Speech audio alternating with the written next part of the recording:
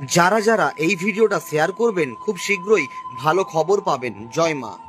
দয়া করে এই ভিডিওটা একদমই এড়িয়ে যাবেন না, স্কিপ করে যাবেন না। মা মনসা দেবীর মহাপুজোতে আপনার কাছ থেকে তার চরণে মহাপুজো নিতে চাইছে বলেই আজকে মা মনসা দেবীর ভিডিও আপনার ফোনে এসেছে। প্রত্যেক শনিবার প্রত্যেক মঙ্গলবার মা মনসা দেবীর মহাপুজো হয়।